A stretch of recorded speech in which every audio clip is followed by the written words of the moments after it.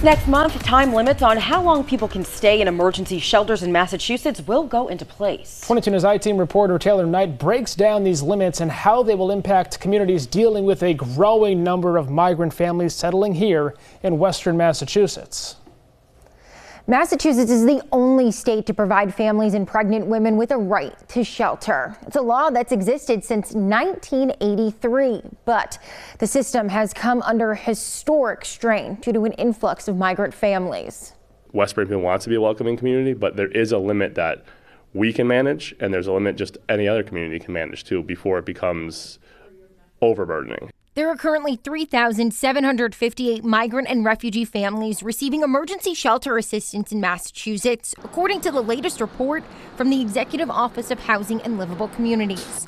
West Springfield is home to 89 of those families. This is significant, and there's no real, usually there's an end in sight of there's this going on and it's ending and the state's able to move students out and rehouse families. But we're not seeing that here. If anything, it's just continuous where folks are getting moved out and then new people are coming in behind them. Because of the increased demand for emergency housing, the number of families the state can help has been capped at 7,500. But that was reached months ago, and more than 700 are now on a wait list.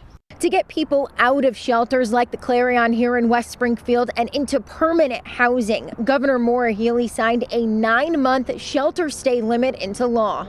Included in that are several exemptions. 2 additional 90-day stays will be available for people who are employed, participating in an approved training program, are pregnant, have recently given birth, have been diagnosed with a disability or medical condition, people at risk of harm from domestic violence, and veterans who are not enrolled in services. Also included is an exemption for families who do not want to interrupt their child's education by moving their school district. Under Massachusetts' right to shelter law, only people who are pregnant or have children qualify for an emergency shelter. I agree, it'd be difficult to disrupt the child's education while you're moving, but the way it's set up, it already is not being disrupted. Great idea. I am hopeful it works. I'm supportive of it, but I just don't know how the mechanics of it are going to play out. Those who oppose this new law say that 9 months is too short of a time limit. The state says the average length of stays for families in an emergency shelter is about 16 months.